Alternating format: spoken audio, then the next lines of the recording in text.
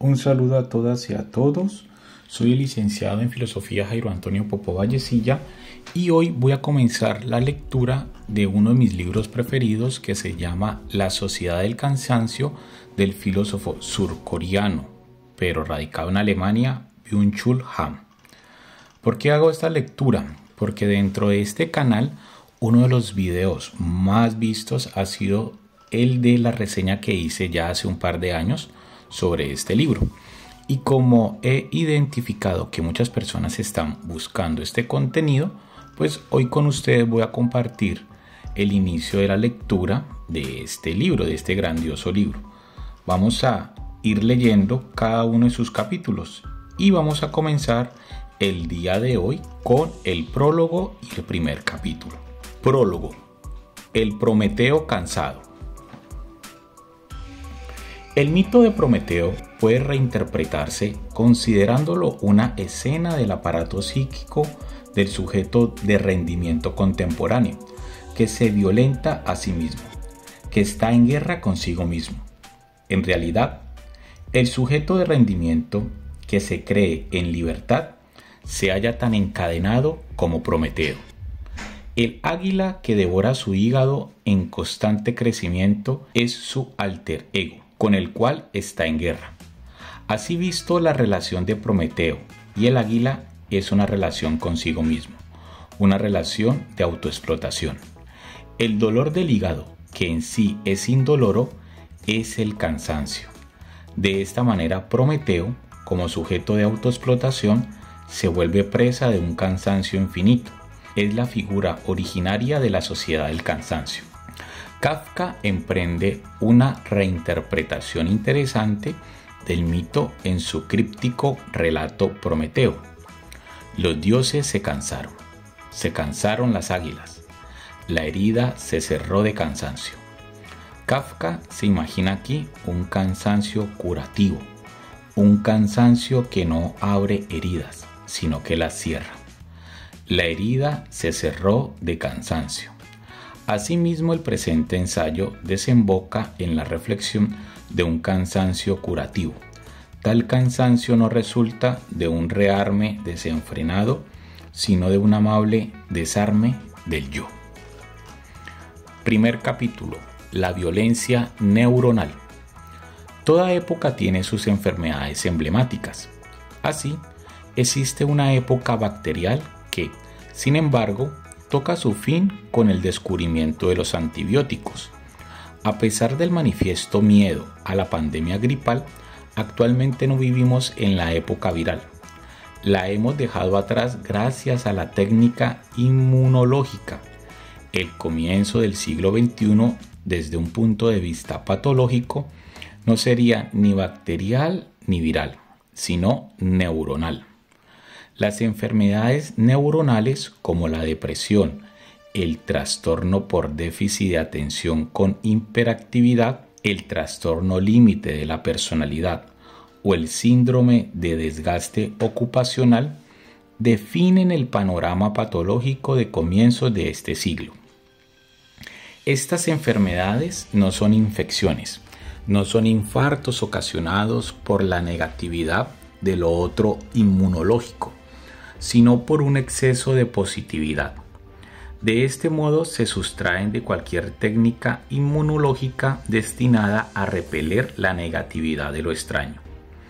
El siglo pasado era una época inmunológica, mediada por una clara división entre el adentro y el afuera, el amigo y el enemigo, o entre lo propio y lo extraño. También la Guerra Fría obedecía a este esquema inmunológico. Ciertamente, el paradigma inmunológico del siglo pasado estaba a su vez dominado por completo por el vocabulario de la Guerra Fría, es decir, se regía conforme a un verdadero dispositivo militar. Ataque y defensa determinaban el procedimiento inmunológico. Este dispositivo, que se extendía más allá de lo biológico hasta el campo de lo social, o sea, a la sociedad en su conjunto, encerraba una ceguera. Se repele todo lo que es extraño. El objeto, de la resistencia inmunológica es la extrañeza como tal. Aun cuando el extraño no tenga ninguna intención hostil, incluso cuando de él no parta ningún peligro, será eliminado a causa de su otredad. En los últimos tiempos han surgido diversos discursos sociales que se sirven de manera explícita de modelos explicativos procedentes del campo inmunológico. Sin embargo, no cabe interpretar el hecho de que el discurso inmunológico esté en boga como indicio de que la sociedad de hoy esté más que nunca organizada inmunológicamente. Que un paradigma sea de forma expresa elevado a objeto de reflexión es a menudo una señal de su hundimiento. Desde hace algún tiempo está llevándose a cabo de manera inadvertida un cambio de paradigma. El final de la Guerra Fría tuvo lugar precisamente en el marco de ese cambio. Hoy en día la sociedad incurre de manera progresiva en una constelación que se sustrae por completo del esquema de organización y resistencia inmunológicas. Se caracteriza por la desaparición de la otredad y la extrañeza. La otredad es la categoría fundamental de la inmunología. Cada reacción inmunológica es una reacción frente a la otredad, pero en la actualidad, en lugar de esta, comparece la diferencia que no produce ninguna reacción inmunitaria. La diferencia postinmunológica, es más, posmoderna, ya no genera ninguna enfermedad. En el plano de la inmunología corresponde a lo idéntico. A la enfermedad, a la diferencia le falta, por decirlo así, el aguijón de la extrañeza, que provocaría una violenta reacción inmunitaria. También la extrañeza se reduce a una fórmula de consumo. Lo extraño se sustituye por lo exótico y el turista lo recorre. El turista o el consumidor ya no es más un sujeto inmunológico. Asimismo, Roberto Espósito basa su teoría de la inmunitas en un falso supuesto cuando constata: un día cualquiera de los últimos años, los diarios publicaron, acaso en las mismas páginas, noticias aparentemente heterogéneas, que tienen en común fenómenos como la lucha contra un nuevo brote epidémico, la oposición al pedido de extradición de un jefe de Estado extranjero acusado de violaciones a los derechos humanos, el esfuerzo de las barreras contra la inmigración clandestina y las estrategias para neutralizar el último virus informático. Nada, mientras se lo lea en el anterior de sus respectivos ámbitos separados: medicina, derecho, política social y tecnología informática. Sin embargo, las cosas son distintas si se los refiere a una categoría interpretativa que haya la propia especificidad justamente en la capacidad de cortar transversalmente esos lenguajes particulares, refiriéndolos a un mismo horizonte de sentido. Como ya se pone de manifiesto desde el título de este ensayo, he identificado tal categoría con la de inmunización. A pesar de su falta de homogeneidad léxica, todos los acontecimientos antes citados pueden entenderse como una respuesta de protección ante un peligro. Ninguno de los sucesos que menciona Espósito indica que nosotros nos encontremos en plena época inmunológica. Asimismo, el llamado inmigrante no es hoy en día ningún otro inmunológico, ningún extraño en sentido empático del que se derive un peligro real o de quien se tenga miedo. Los inmigrantes o refugiados se consideran como una carga antes que como una amenaza. Del mismo modo, al problema del virus informático no le corresponde ya una virulencia social de semejante dimensión. Así no es casualidad que Expósito dedique su análisis inmunológico a problemas que no son del presente, sino exclusivamente a objetos del pasado. El paradigma inmunológico no es compatible con el proceso de globalización. La otredad que suscitaría una reacción inmunitaria se opondría a un proceso de disolución de fronteras. El mundo inmunológicamente organizado tiene una topología particular. Está marcado por límites, cruces y umbrales, por vallas, zanjas y muros. Estos impiden el proceso de cambio e intercambio universal. La promiscuidad general que en el presente se da en todos los ámbitos de la vida y la falta de otredad inmunológicamente efectiva se condicionan de manera mutua.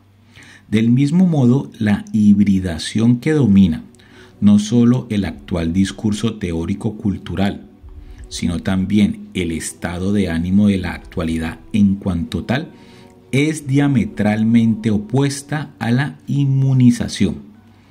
La hiperestesia inmunológica no permitiría ninguna hibridación.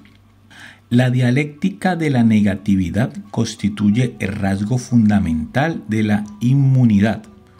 Lo otro inmunológico es lo negativo que penetra en lo propio y trata de negarlo. Lo propio parece ante la negatividad de lo otro si a su vez no es capaz de negarla. La autoafirmación inmunológica de lo propio se realiza, por tanto, como negación de la negación. Lo propio se afirma en lo otro negando su negatividad. También la profilaxis inmunológica, es decir, la vacunación, sigue la dialéctica de la negatividad. En lo propio se insertan solo fragmentos de lo otro a fin de provocar la reacción inmunitaria. La negación de la negación se realiza en este caso sin peligro de muerte, porque la resistencia inmunológica no se ve confrontada con lo otro en cuanto tal. Se ejerce voluntariamente una pequeña autoviolencia para protegerse de una violencia mucho mayor que sería mortal. La desaparición de la otredad significa que vivimos en un tiempo pobre de negatividad. Ciertamente las enfermedades neuronales del siglo XXI siguen a su vez una dialéctica, pero no de la negatividad, sino de la positividad. Consisten en estados patológicos atribuibles a un exceso de positividad. La violencia parte no solo de la negatividad, sino también de la positividad, no únicamente de lo otro o de lo extraño, sino también de lo idéntico. Por lo visto, a esta violencia de la positividad a la que se refiere Baudrillard cuando escribe: el que vive por lo mismo perecerá por lo mismo. Habla asimismo de la obesidad de los sistemas del presente, de los sistemas de información, comunicación y producción. No hay reacción inmunitaria al obeso. Baudrillard, sin embargo, describe, y en ello consiste la debilidad de su teoría, el totalitarismo de lo idéntico desde la perspectiva inmunológica. No es casualidad que hoy se hable tanto de inmunidad, de anticuerpo, de trasplante y de rechazo. En una fase de penuria nos preocupamos de absorber y de asimilar. En una fase pletórica el problema consiste en rechazar y en expulsar. La comunicación generalizada y la superinformación amenazan todas las defensas humanas. En un sistema dominado por lo idéntico solo se puede hablar de las defensas del organismo en sentido figurado. La resistencia inmunitaria se dirige siempre contra lo otro o lo extraño en sentido empático. Lo idéntico no conduce a la formación de anticuerpos. En un sistema dominado por lo idéntico no tiene sentido fortalecer las defensas del organismo.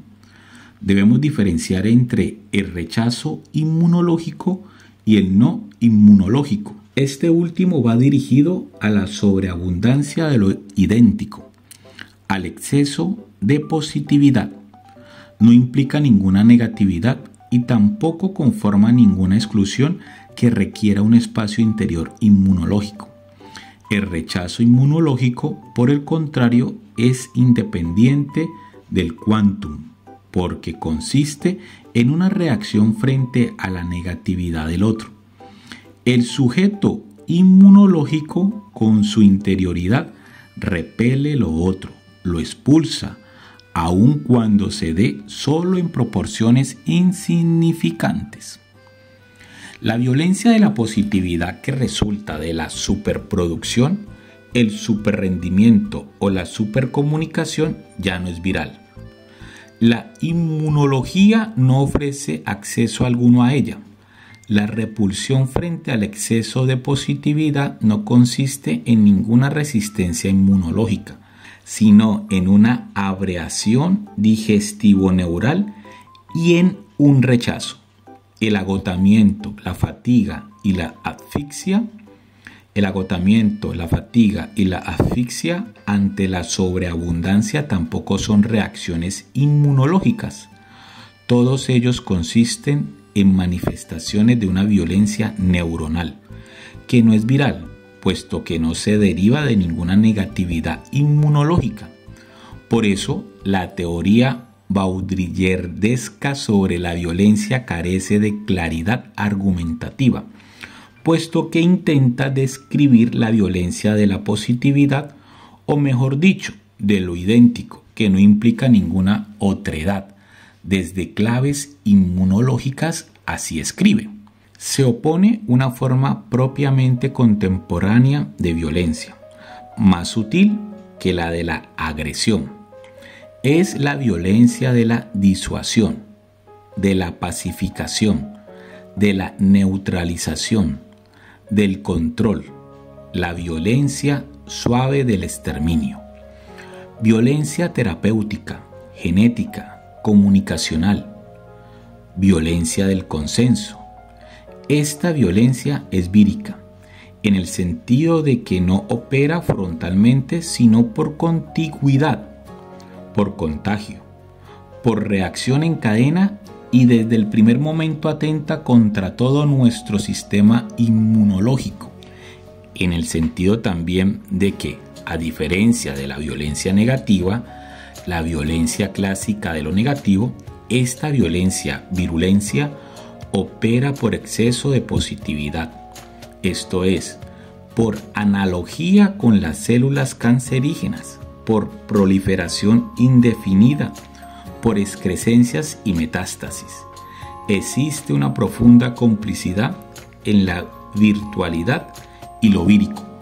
Según la genealogía baudrillardesca de la enemistad, el enemigo aparece en la primera fase como un lobo. Es un enemigo externo que ataca y contra el cual uno se defiende construyendo fortificaciones y murallas. En la siguiente fase, el enemigo adopta la forma de una rata. Es un enemigo que opera en la clandestinidad y se combate por medios higiénicos. Después de una fase ulterior, la del escarabajo, el enemigo adopta por último una forma viral. El cuarto estadio lo conforman los virus, se mueven, por decirlo así, en la cuarta dimensión. Es mucho más difícil defenderse de los virus, ya que se hallan en el corazón del sistema. Se origina un enemigo fantasma que se extiende sobre todo el planeta, que se infiltra por todas partes, igual que un virus, y que penetra todos los intersticios del poder. La violencia viral parte de aquellas singularidades que se establecen en el sistema a modo de durmientes células terroristas y tratan de destruirlo. El terrorismo, como figura principal de la violencia viral, consiste, según Baudrillard, en una sublevación de lo singular frente a lo global. La enemistad, incluso en forma viral, sigue el esquema inmunológico. El virus enemigo penetra en el sistema que funciona como un sistema inmunitario y repele al intruso viral. La genealogía de la enemistad no coincide, sin embargo, con la genealogía de la violencia. La violencia de la positividad no presupone ninguna enemistad. Se despliega precisamente en una sociedad permisiva y pacífica. Debido a ello, es menos visible que la violencia viral. Habita el espacio libre de negatividad de lo idéntico, ahí donde no existe ninguna polarización entre amigo y enemigo, entre el adentro y el afuera, o entre lo propio y lo extraño. La positivización del mundo permite la formación de nuevas formas de violencia. Estas no parten de lo otro inmunológico, sino que son inmanentes al sistema mismo. Precisamente en razón de su inmanencia, no suscitan la resistencia inmunológica. Aquella violencia neuronal que da lugar a infartos psíquicos consiste en un terror de la inmanencia. Este se diferencia radicalmente de aquel horror que parte de lo extraño en sentido inmunológico. Probablemente la medusa es el otro inmunológico en su expresión más extrema. Representa una radical otredad que no se puede mirar sin perecer. La violencia neuronal, por el contrario, se sustrae de toda óptica inmunológica porque carece de negatividad. La violencia de la positividad no es privativa, sino saturativa. No es exclusiva, sino exhaustiva. Por ello, es inaccesible a una percepción inmediata.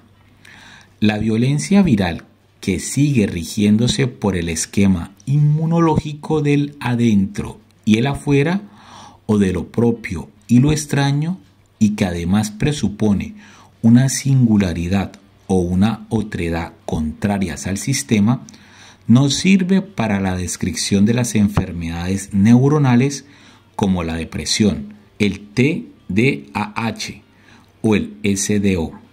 La violencia neuronal no parte de una negatividad extraña al sistema. Más bien es sistémica, es decir, consiste en una violencia inmanente al sistema. Tanto la depresión como el TDAH o el SDO indican un exceso de positividad. Este último significa el colapso del yo que se funde por un sobrecalentamiento que tiene su origen en la sobreabundancia de lo idéntico. El hiper de la hiperactividad no es ninguna categoría inmunológica, representa sencillamente una masificación de la positividad. Bueno, mis queridos estudiantes y oyentes, aquí termino el primer capítulo del libro La Sociedad del Cansancio de Byung-Chul Han y nos vemos en el siguiente video. Hasta pronto.